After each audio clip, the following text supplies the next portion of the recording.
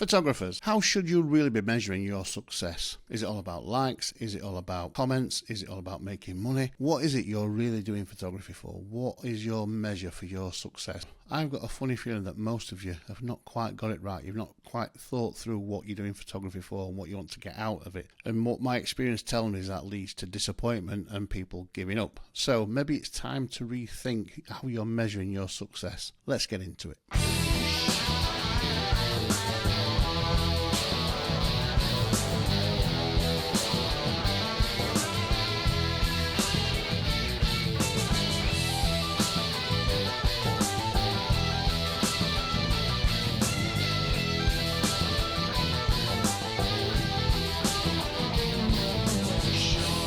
Good afternoon and welcome back to another rather warm, hot, sticky afternoon here in sunny Rotherham for the latest Lance Burkitt Encounter podcast episode adventure. Today I thought we'd talk all about how you're measuring your success as a photographer. And I wanted to talk about this because I hear so many people either bragging because of their adrenaline rush from the dopamine rush, from the likes they get, to those who are giving up because they're not getting it, to those who think that because they've not made £100,000 this year, they're not successful. So I really just want to have a conversation about my 20 years experience and equating success in photography to what. Now, when I first started, my kind of idea was, I just wanted to be able to make money from it, to not have to have a day job. And if we're measuring success on that level, then I was successful because I managed to do that. I now didn't become a millionaire, don't drive a Ferrari. But for the most part, I earned a living and was successful in doing that.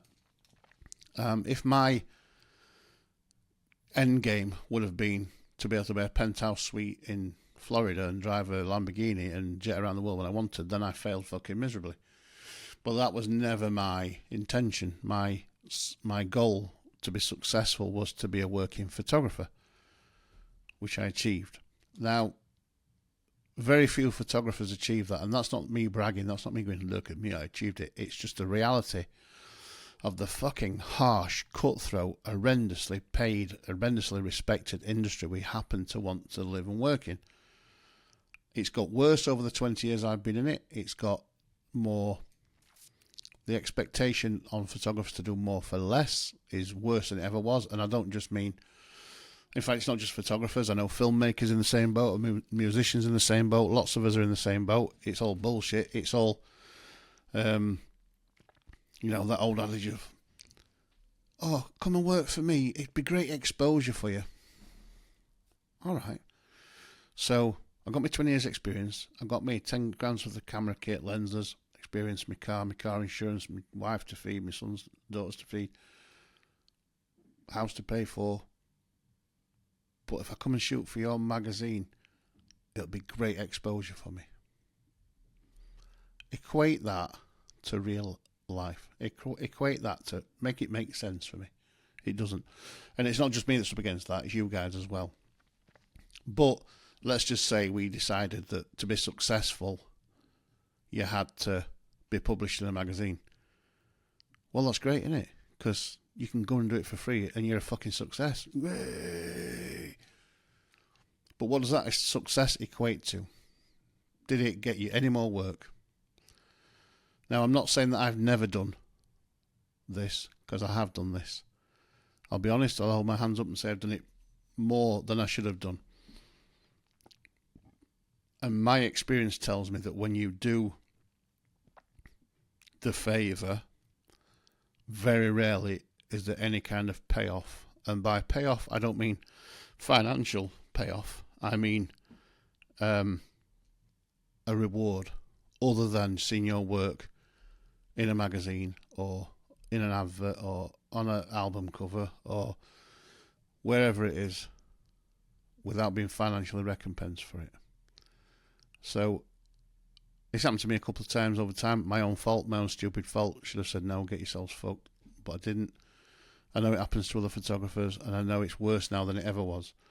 And it, just seen a few stories recently. In fact, I've seen a couple of high-end filmmakers And photographers recently say they're struggling for work. And I kind of know why a lot of that is. AI is one of the things. But measuring success has probably changed a little bit from when I first started. And I think my measure of success, how I wanted to be successful, has changed over the years. I mean, it certainly has. There were certain times when I wanted to, my aspirations in terms of publications were more than they are now. And I made some personal choices to not go down that road. So ultimately, I wasn't what you would call a success in that area. But it didn't bother me because I had decided I didn't want to do that, really. So I guess, the ultimate question of how you're measuring your success, what do you class as being successful, will depend on what you want to get out of being a photographer. And the most people that I've come across want to very quickly become known for being brilliant. And brilliant is so subjective that it becomes laughable.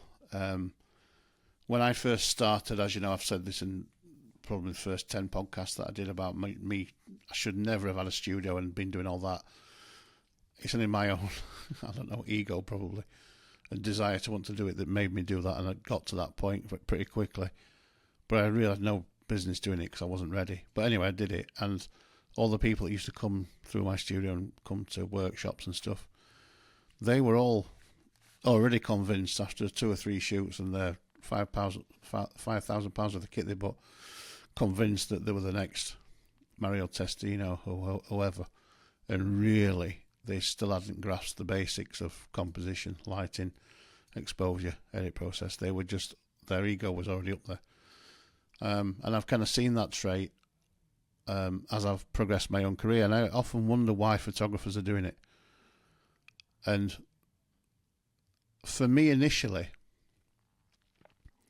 it was a creative outlet. I'd been a musician, I'd lost my hearing, I couldn't do it anymore to the degree I wanted to do it. I had to find another creative outlet, and it took me 6 or 7 years to find photography after that to get to a point where I could do have a creative outlet. So for me, I wasn't really thinking about being famous or making loads of money. I'd found something I could do that got my creative juices flowing, that got me thinking again, that got me creating again. That's what it was for me. So for me, that measure of success was immeasurable because I'd managed to find something and then eventually get good at it that was creative. And I've set my goals and sights and things differently as I've gone on. But ultimately, I decided I wanted to become a photographer, and I became one. So that's my success. It always makes me, when I think about success in photography, I always go back to when I'd been going a couple of years, and I was at the dentist for some fucking reason, 2008, 2009. I mean, my gums and my teeth are fucked, so I've been there for some reason. And I was talking to the lady at the desk, and they often ask you, don't they, when you're at the doctor, what do you do for a living? I said, I'm a photographer. And her initial reaction was, ooh, have you photographed anybody famous? And at that time I hadn't. But I always remember driving home thinking, does that mean that you can't be any good? You don't get respect? You haven't got any, you can't measure your success unless you've photographed somebody famous? So I started looking around and seeing how other people kind of looked at photographers and equated success, and a lot of them people did. You could be the most awesome portrait photographer, the most awesome wedding photographer, the most awesome landscape photographer. But if you hadn't worked with somebody famous, or become famous through doing something famous, or photographed lots of people famous, you must be no fucking good. And that was the public perception of photographers as well as photographers' perception. And it stuck with me forever, that. Ooh, have you photographed anybody famous? Well, I have now. I've photographed lots of famous people. But I'm no better photographer because of it. I don't measure my success against that, because some of those shoots I did, I fucking hated. Some of it is my best work. I don't equate having worked with anybody to being successful. I equate the fact that I can take photographs to a good standard all the time as being successful. But we had a bit of a shift, didn't we, in what would it have been? When did social media start? Probably not long after I started photography, the social media shit started happening. So Facebook, Instagram, Twitter when Twitter was good for being a photographer and sharing work. And I've been sucked into it myself, that dopamine rush of people liking your work. And if you look at photography over that time, that what you call it, introduction to the social media chaos, suddenly there was a clamber for likes and retweets and all that other interaction to prove that you were worthy of your title of photographer. And it didn't just happen to photographers, it happened to models as well, because it got to a point where, even still quite recently, agents were looking for models with followers and likes as opposed to talent and looks, because they can easily resell something, can't they? But let's say on Instagram now, I don't even really use it. I post the other thing on there. I use it for looking for inspiration for sometimes. I've probably only got about 80 followers, but I don't care. It don't matter whether I've got 80 or 800,000. My work's the same. The quality of my work's the same. What I do is the same. But some people on there are very good at marketing. They're very streetwise. They're very good at working algorithms, and they put their work out there, and they have hundreds of thousands, if not millions, of likes, followers, all that stuff. And then those people are looked on. I call them influencers now, don't they? But just because you're an influencer and you influence people who don't really know, I think, what quality is, what it is they're looking at, they just enjoy it. They just have a little 5-minute rush on it, just like you get a 30-second hit when somebody likes your picture. Doesn't mean they're any good, does it? And I think that's led to a lot of drivel being out there, not just in photography, but in music, in acting, in all the creative industries, art. There's a lot of drivel out there that appears to be well liked. And if you're measuring your success on how popular you are on a social media platform, I'll bet you that 9 out of 10 of those popular people aren't really earning the money or living the lifestyle they claim to be earning and living, because I know the industry doesn't really work like that. So, let's just say, for example, I'm a photographer. I get an Instagram doing. My work's alright. It's mediocre, but it's alright. I know I'm not Testino or Bailey or Avedon or any of those real good photographers. I know I'm on the rise, but let's just say I do it. I'm good at marketing. I'm a bit savvy. I get loads of likes, lots of plaudits. Am I living on the hype of that, whilst knowing really that my work's not that good, and I could be better, and I should be better, and I should be aspiring to do other things? I should be aspiring to be successful and measure my success in a different way. Because Andy Warhol said, didn't he, back in the day, everybody will have 15 minutes of fame. And he was right. But that 15 minutes of fame is now 1 million likes on Instagram or Threads or whatever fucking flavour of the month it is now. But is it meaningful? So all those gurus that are on social media now with all the likes and putting videos on every 2 minutes of dancing and behind the scenes and all this shit that they're doing, and millions and billions of pictures and shit every day for likes. But what's the actual measure of success? Because somebody liking your work doesn't mean it's any good. Somebody liking your work doesn't mean they like it. Sometimes people, I've done it myself, you like something from somebody because you feel a bit sorry for them, or because everybody else is doing it, or peer pressure to like all the same shit. So where's the measure of success in that? There ain't none, is there? It's a short-term measure of dopamine. And what happens when those likes stop? What happens when those retweets stop? What happens when you post a picture and nobody likes it? What happens when you set up a new account and you only get 20 followers, not 200,000? Where does the success get measured then?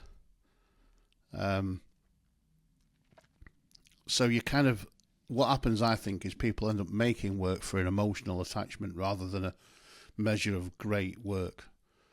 So I see it with upcoming models quite a bit. They'll post a picture of themselves from a shoot, rarely credit the photographer, and initially they'll put up the picture that the photographer's given them, nicely edited, whatever, and it sails along. Then the next day you see it again, but it's got a bit of a crop and it's been recoloured, or it's got something else added to it because it didn't get enough likes the first time. This cycle goes on to the point where you see them, maybe their stories are full of 50 pictures, all cropped, edited, slightly different, all the same stuff, because they're desperate for likes rather than desperate for one person in the industry to go, that's a fucking great picture, that.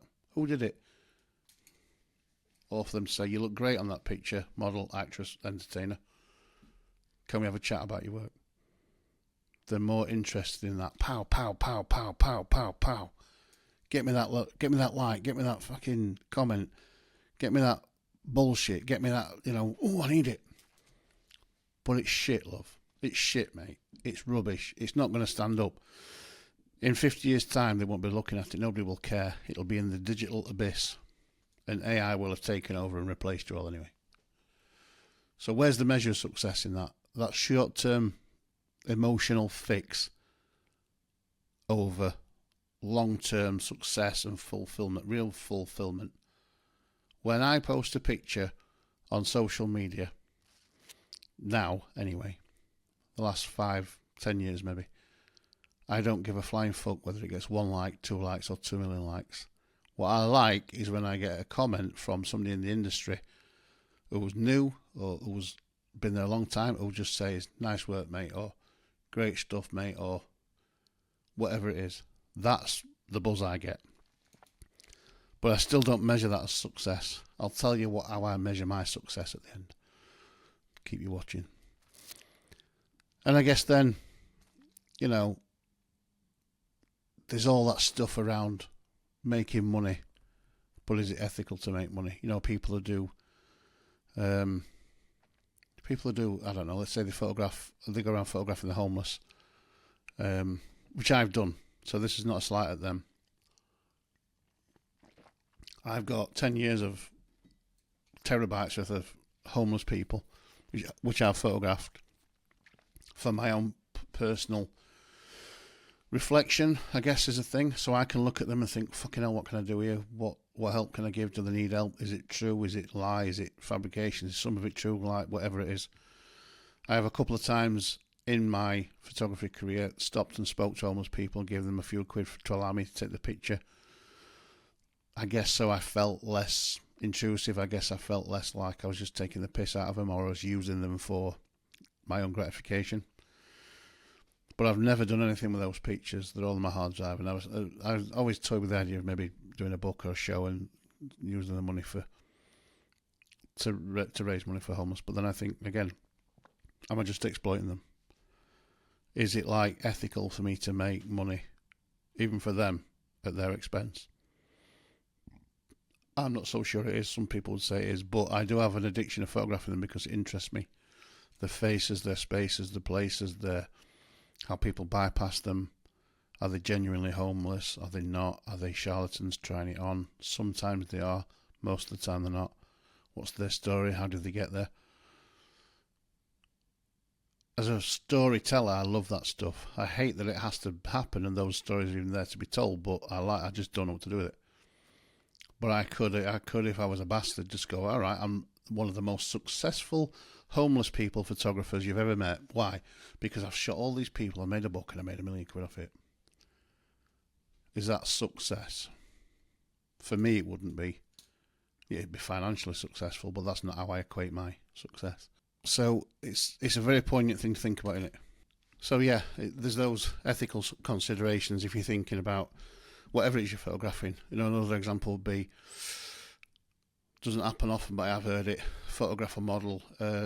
Before glamour was kind of like turned on and cancelled by the wokies, when you used to have really healthy, good-looking, what you might term fit models modelling for money, showing their figures off for money. Nothing wrong with that at all.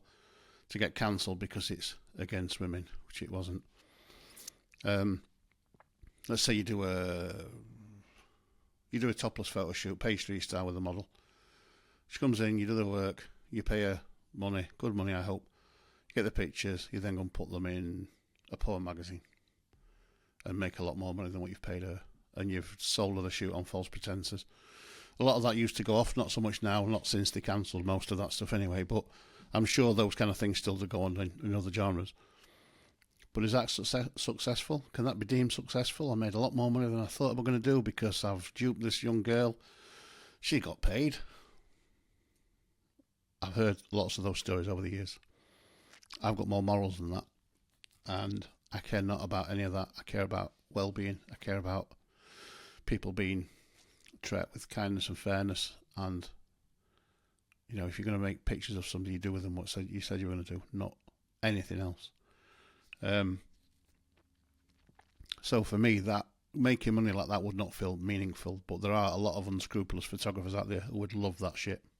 And I guess that then leads you to, if we'll come back to that question then. Let me just I'll just make a little note to that because I want to come back to that. It's too early to talk about that yet. So if you go out and talk to photographers, which I do, I talk to them a lot. Normally, younger students, inexperienced, I want to be make loads of money and be famous. Because they've seen it on Instagram, you know, the influencers, the big wigs, all that. They've seen the dream. I soon make them realise that photography shouldn't be about that, and it's not about that. And if they get that, that's great, but don't pin your hopes on it being that, because it won't be.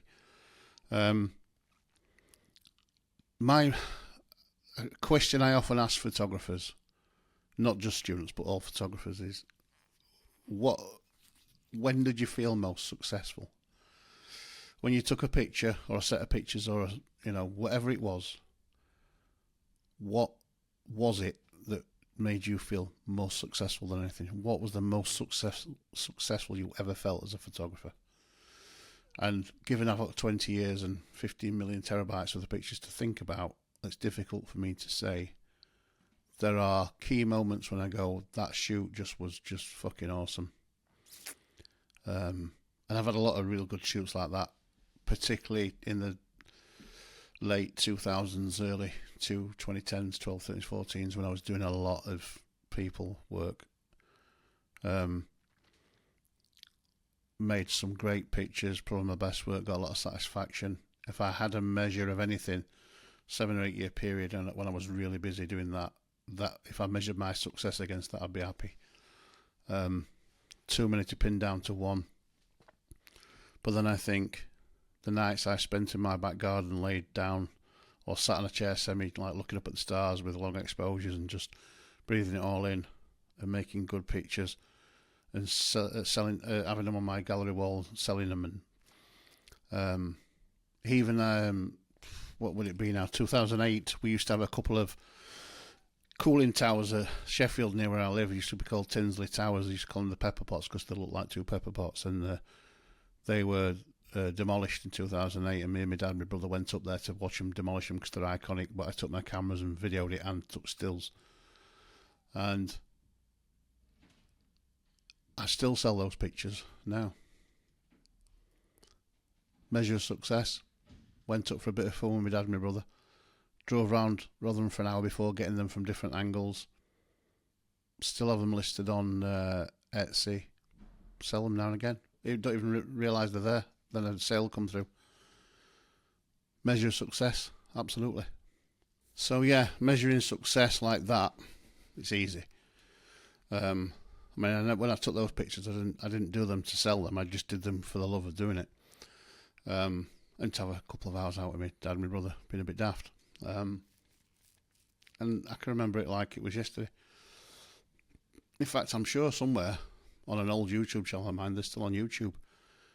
If you search something like Tinsley Viaduct demolition, you might find it. Anyway, another story. So, for me, it's always been about emotional resonance and the buzz that I get from taking pictures, making pictures, and my measure of success is how fucking well or otherwise I've done that.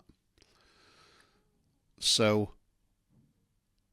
if, for example, I do a shoot, it goes well, but the end game's not so good, I'll see that as a failure.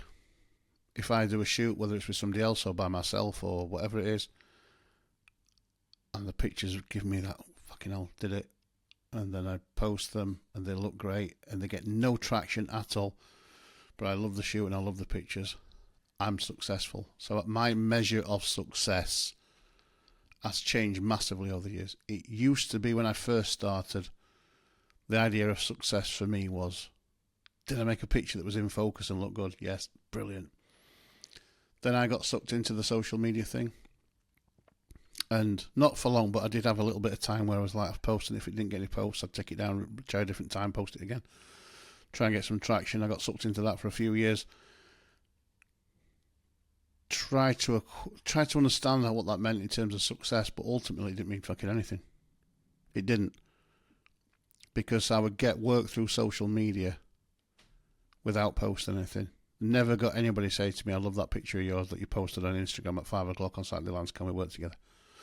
It would always be more general, like your work, can we talk? So I never really got sucked fully into that. I was in and around it for a few years, and then realised actually it doesn't matter, does it? Because if I don't measure my own success by my own metrics, by my own desires, by my own feelings, my own emotions, then everything else is bullshit. So I reverted back to that buzz of, ultimately, and I talk about this in other podcasts as well, who are you making work for? Who are you trying to please? And for me, it comes down to that being me. And if I please myself, then I know it's fucking good, because A, I'm my own worst, biggest critique, and B, I know photography, I know photographs, I know work, I know what's good, bad and indifferent, so I can critique it. So I know if my work's shit, I know if my work's good, and it doesn't matter to me one fucking jot if you or none of you like it, or if all of you like it. If you don't like it, great, pat on the back, it's good for me. We all like a bit of an ego boost, don't we? But ultimately, if I put a piece of work out that's shit and people are liking it, I know it's bullshit. I know it's just meaningless. It's just people going, I'm going to like it because it's Lance. And that's what I'm sure happens most of the time on most of the kind of Instagram, TikTok. I mean, come on. TikTok is about as meaningful as a politician's truth, isn't it? It's just not viable. I'm not saying that it can't earn you a few quid and it can't give you a bit of a buzz because everybody's buzzing about you on TikTok or whatever the fuck it is you're on. But ultimately, if you work shit, mate, you work shit. And what buzz are you going to get from that? Or are you really one of those sycophants who's like, I don't care that it's shit, I know it's shit, but look, I'm earning, I've got 4 hours you want. Well, bully for you. I go to bed at night going, fucking hell, I worked hard on that podcast today. I really enjoyed that. You know, and I've spent the last year doing it, and, you know, obviously I know how to light and frame, but there's some tricks and quirks I've added in, built in and moved and tried, and because my ears are fucked, audio is always a bit over. I'm always having to ask other people to check the audio for me because I can't really fucking tell. That's why I wear the headphones when I'm talking to you, because if I take them off and something starts humming or buzzing, I can't tell, so I have to have them on just in case, because the last thing I want to do is be talking to you for an hour and the whole thing be going because I can't fucking hear it. So it may look a bit daft me sitting here talking to myself with headphones on, but it enables me to understand that the audio's better. And there's somebody outside now decided to start moving shit around that's banging like hell, so I'll probably going to have to edit all that out later, but hey ho, I'm on a roll. What I tried to do then, in coming full circle myself and getting back to the point where it's about the work, the value in the measure for me is in the work. Am I happy with the work? Yes. So I try to teach photographers that, whether they're new photographers, older photographers, reinventing themselves photographers, or just photographers I talk to. Try to get them to understand that it doesn't fucking matter how many followers you've got, it doesn't matter how many likes you've got, it doesn't matter how many fucking whatever it is you've got. If you're not patting yourself on the back at the end of the shoot or at the end of the edit, if you're not sitting there going, fucking hell, I made that, then what the fuck are you doing it for? Yes, you'll have bad days, yes, you'll have good days, but generally speaking, you should be going, I really, really loved that. And then if you post it and it just fucking disappears into the abyss, it doesn't matter. Does not matter. If you start changing your approach, your ethos, your style, your compromising your worth as a creative to get likes, then fuck off. Go and be a bus driver, or go and be a fucking something else, because you don't deserve to be making work. The work should be about the work, not about the likes, the clicks, or whatever. If you get likes and clicks and earn money and get work and it builds like that, that's fine. I'm not saying it's not fine. But if you're making work to get that stuff, that adrenaline, that dopamine, that 5 minutes of fame, or as what's his face said, 15 minutes of fame, which is probably now down to about 10 seconds of fame in it, your work will suffer, your work will get worse, and what will happen over time is you'll get less and less and less likes and arse kissing and all that other stuff. And where do you end up then? In a space where you're just nothing, making nothing, doing nothing. And I never wanted to do that. It's never about that for me. Apart from that little couple of years, 18 months, 2 years, where I was a bit sucked into that, trying to get likes, thinking it would be the difference, and it wasn't. Didn't get me any more work, didn't get me any less work. It just gave me a couple of years of bullshit and versions of my work which are like deleted from history and replaced with the actual work. So I would encourage you to kind of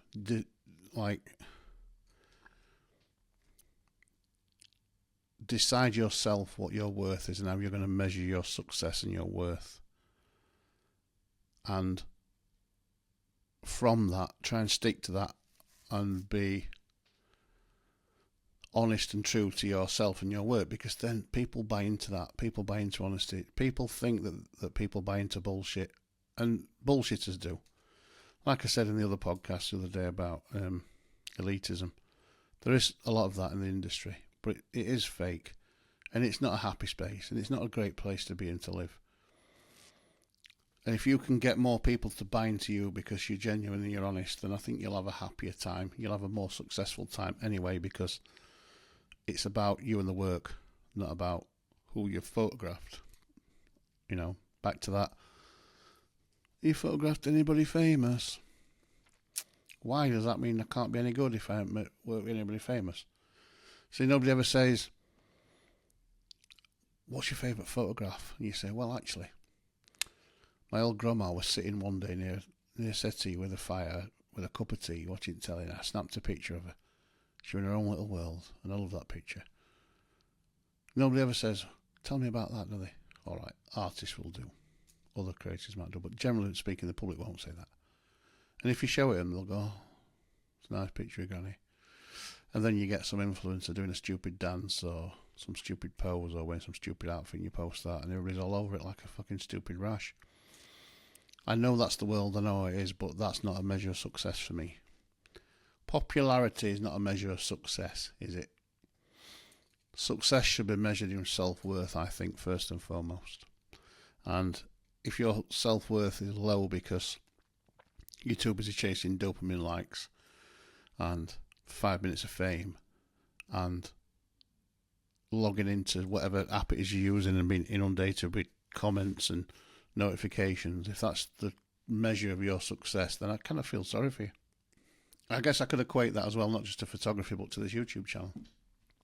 Started off, it was just a bit of a release for me, actually. A bit of a place where I could come and talk about photography, show some skills, give something back to the community for free, because prior to that, I'd kind of always charged for tuition. I'd always charged for my time, and I got to a place where I didn't have to. And I thought, I've got this 20 years of experience and counting, because I still do it. I haven't retired. I'm still taking pictures. Not as much as I'd like, but I'm still doing it. So I want to give it back for free. Never even thought when I first did the first podcast last year that I'd ever want it to be something regular or something a bit more sustainable, a bit more proper, if you like. It was just a dumping ground for me to go, sit down, camera on, brain fart, move on. Hope somebody got something from that next one. And as it went over the last year or so, I kind of started to really enjoy it. Started to be actual therapy for me to talk about my experiences and to be able to swear and be myself and not be kind of held to guidelines. And just, it is what it is. It's my channel. I can do what I want with it. And then I started getting some good feedback and people emailing me and saying, thanks for doing it, Lance. It's great that you're giving it for free. It's great that you've got all these experiences. Don't agree with everything you do and say, but it's a great, thing to listen to and to have another opinion. And it made me think, well, actually, maybe I'll just put a bit more into it. So then you'll notice after Christmas, I started doing the production values went up a bit, built a bit of a set, got some better lighting in, bought the better stuff just to try and raise it a bit. And now I started, instead of just when I got a minute free coming and doing a brain fart, I started thinking about it, started planning it a little bit. And you can probably tell that I've started thinking about it in advance to try and up the ante a bit, make it a bit more accessible to people and try and get it so photographers can find it rather than it being hidden behind the algorithm and nobody knows it. So currently I'm trying to build that so more photographers, whether you're experienced or coming into it, or even people who've just got a genuine love for creative arts, can find it and get involved. No other reason than that currently than I just want it to look as good as it can look, to sound as good as it can sound, for the content to be interesting if you think it is, and for it to be discoverable. And I realised through talking to some marketers, to be discoverable on YouTube, you've got to do a certain amount of things. It could be a bit clickbaity, a bit AI-y. I hate that, but it is what it is. Just to get the channel to a point where people can find it. Once it's done that, we'll tone it down a bit and we'll bring it a bit more.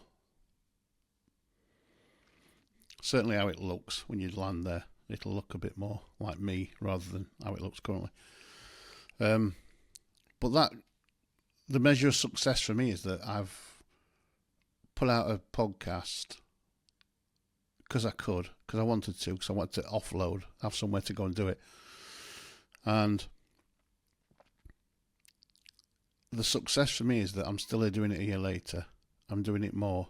People are liking it. I get some good feedback, and it's being accessed by people who want to learn photography. You don't really get the likes and all that kind of instant thing on YouTube, which I'm kind of glad about because I didn't want that. I wanted people to be able to see it, hear it, weigh it up, take from it what they did, bring what they didn't, and that's kind of what's happening. So far it's been successful and it's achieved that. My measure of success moving forward is I just want more people to get involved with it. And if it sparks them to go and get into photography deeper or learn something new or set up their own podcast or whatever it is, then that's success for me. Photography, as you know, I believe is dying because of AI and because of unscrupulous people / entities want to end it because it's a big bunch of freedom is photography. It's a massive freedom thing. If they can lock everybody down in headsets and on screens and in realities that don't really exist, photography won't be needed because you can just rewind what you've done, copy, paste, save it, and that's it. That's what they want. So I want photography to thrive. I want it to keep thriving. I want new people to come in. I mean, people are still wanting to learn it. People are still signing up for photography courses, both, leisure and college and university. I want it to thrive, and if me having this channel just gives a 1% nudge to the industry thriving and surviving, then that's a success for me. So that's how I'll measure my podcast success moving forward, is that we'll get more likes, which means more followers, more viewers, all that stuff. Whatever comes with that, comes with that. But what I mean is I want it to be accessible. And I need to just make sure that people can find it more easily. So if you can help with that, great. All that like, subscribe, share stuff is fucking brilliant, guys. It really is. And I know that YouTube says the algorithm's there to help, but sometimes I wonder if it is. So I noted it before a question I was going to ask, and I saved it for the end because I didn't want to do it then because time wasn't right. But I'm thinking the ultimate question for me, when you go past what is it to be a successful photographer? How do you measure success? And then you get past the lady going, oh, have you photographed that's famous? Most photographers, I think, whether they call themselves amateur, professional, or whatever it is they do, really want to be known for being a photographer. And I try to I've always done it. I do it now. If you look on my social media, it'll say photographer. Although it does say human, which I try to kind of do first. So we want to be kind of respected and known and identified as a photographer, which is fine. But it becomes a bit limiting, doesn't it? You're a photographer. Oh, he's a photographer. Well, actually, I'm a lot more than that. But I'll take it, because I've kind of probably pushed myself into that space. The step on from that is people want to make money from photography. And I see it all the time on YouTube, I see it in other places. Side hustle, photography. In fact, last year I was doing some research and I was searching things like most popular self-employed jobs or most profitable self-employed jobs in the UK. And fucking photography, freelance photography came up on the list, like in the top 5. I was like, who compiled this? Which liar compiled this? Because if you speak to anybody in photography, even those who equate their success as a measurable thing financially, they'll tell you it's fucking hard. And it is a 48-hour day job. 47 of those marketing, an hour of those taking the pictures. That's how it is. That's how it's always going to be. It's difficult. But if you love it, you'll get into it and you'll enjoy it. And you'll get the thrill of working hard, producing great pictures and getting paid for them. The question I was going to ask is, can you equate success in photography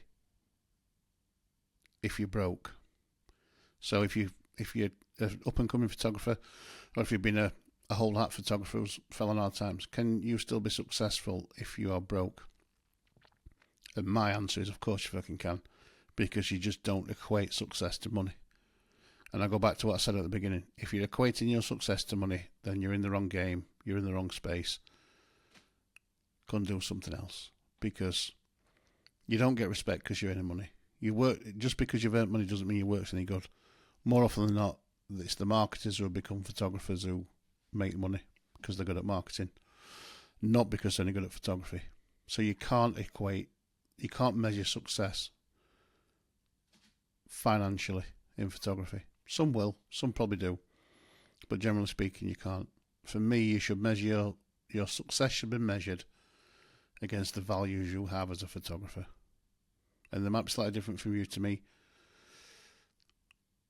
but they should be personal to you, and they should mean that once a year or a couple of times a year you check and you go, am I being successful against whatever that measure is? If it's going to be financial, then 99 times out of 100 you're going to be fucking disappointed, because you're going to be working a second job to make the ends meet.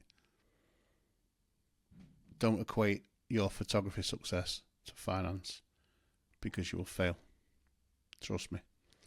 Equate your photography success to achieving goals like improving your workflow, improving your output, working with a wider range of clients, doing things more swiftly.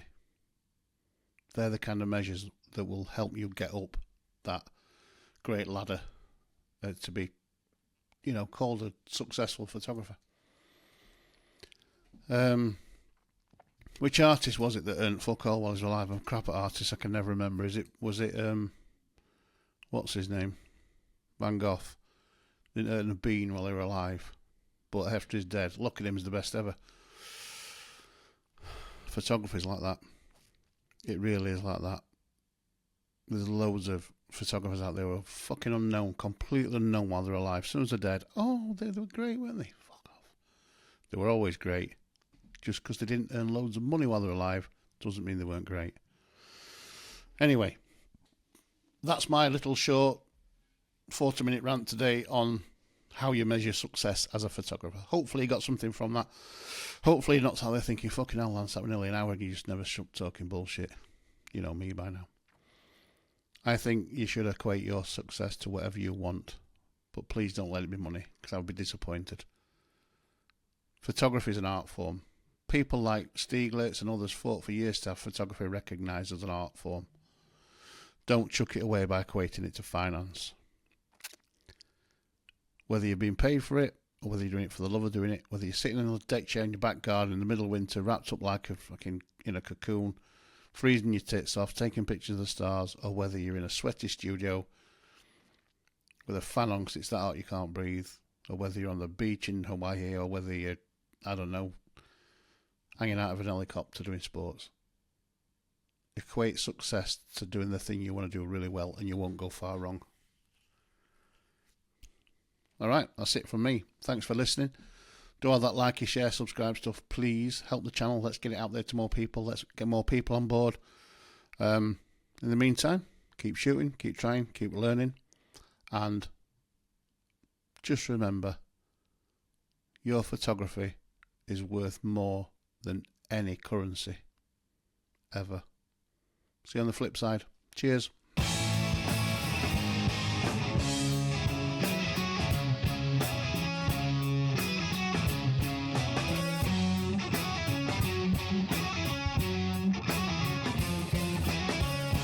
Think about a way to get you out my mind. Think about a way to get you out my mind.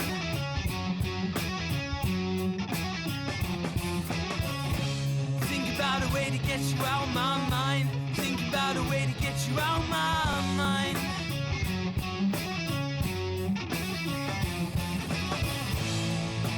You won't believe, yeah, I can't get you out my life, no, no.